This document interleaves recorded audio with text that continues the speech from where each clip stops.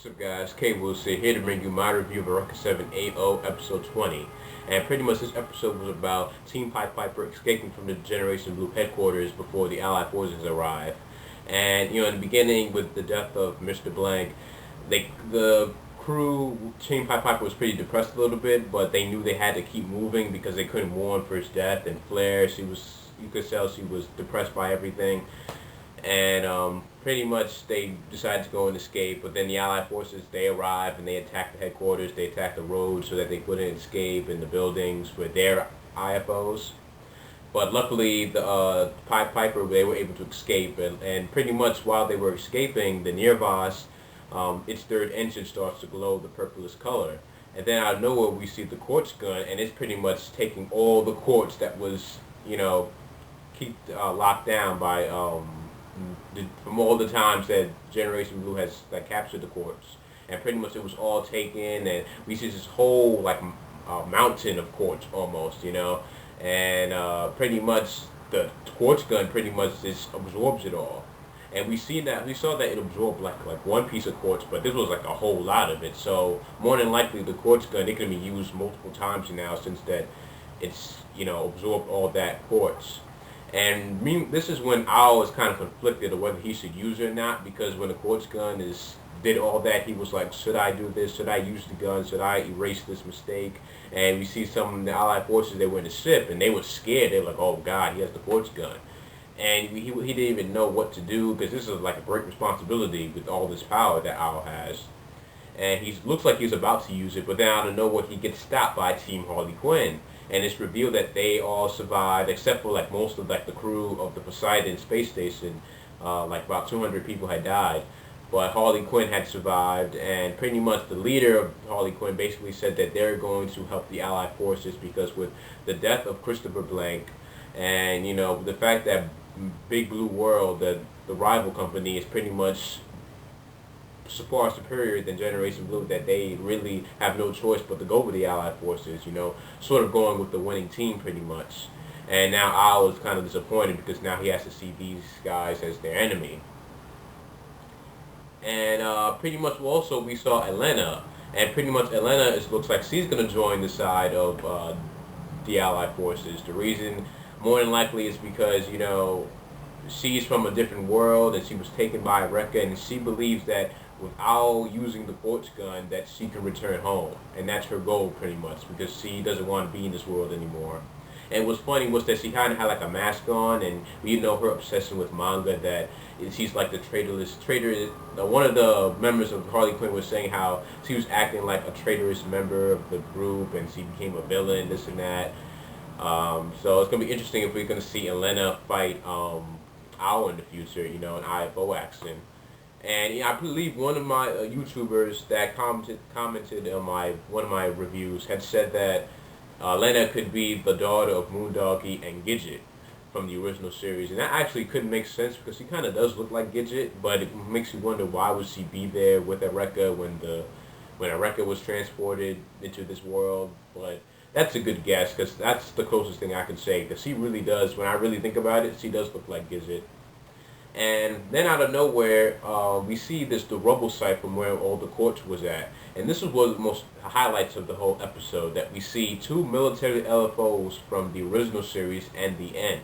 And I was so surprised to see the end, because first of all, we know that the end from the original series was destroyed pretty much from the explosion after the Corallian command cluster was destroyed.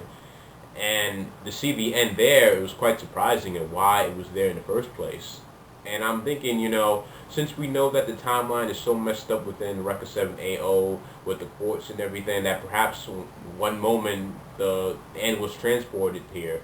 But it was weird that why would they put the end there, because moments later it would seem like it got destroyed because of a huge trapper wave just came out of nowhere. But too bad though that if it was destroyed, that's kind of disappointing, because I would like to see the end in the series actually do some action, because to be honest, the end was my favorite LFO in the original Eureka 7 series, because compared to the Nearvos, it had so many different weapons. It had claws, because the Nearvos only had 2 blades, and the end had those claws that you could shoot at your opponents. You had the energy missiles, the Vascude Blast, two blades of its own. It had a lot more of an arsenal than the near boss, but it was kind of disappointing to see that the end was just blown away, and then this new IFO appears, which is revealed to be known as the Cannon. And the Cannon pretty much is this unstable IFO that no one could control or pilot, and pretty much it actually did a lot of destruction in Russia. And from the pilot, we see its Truth, and I knew that Truth was not dead.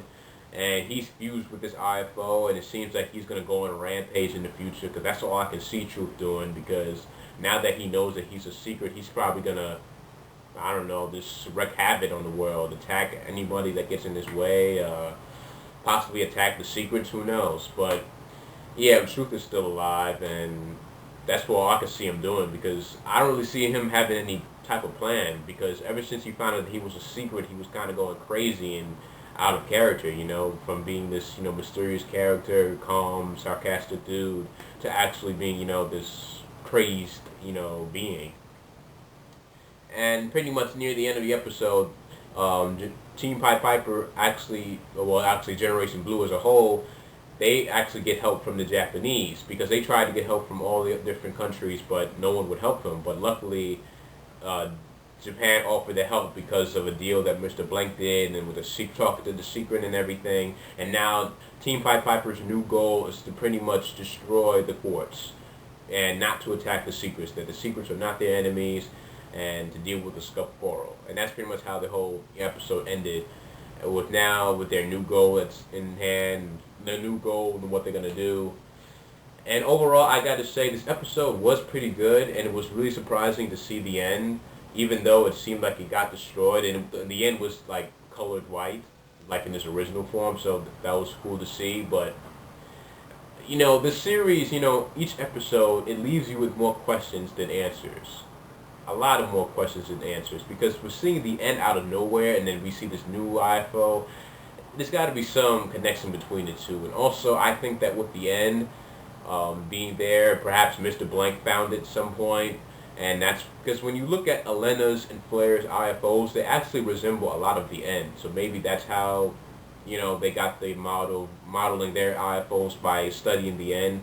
But man, this series, you just keep living questions after questions, and that's why I don't blame people at all who say that they're confused after, a few episodes, because it is true, because you kind of have to like rewatch the episode and just think about how this applies to the other episodes and the future episodes that will happen later on. But yeah, overall, I would say this was a good episode.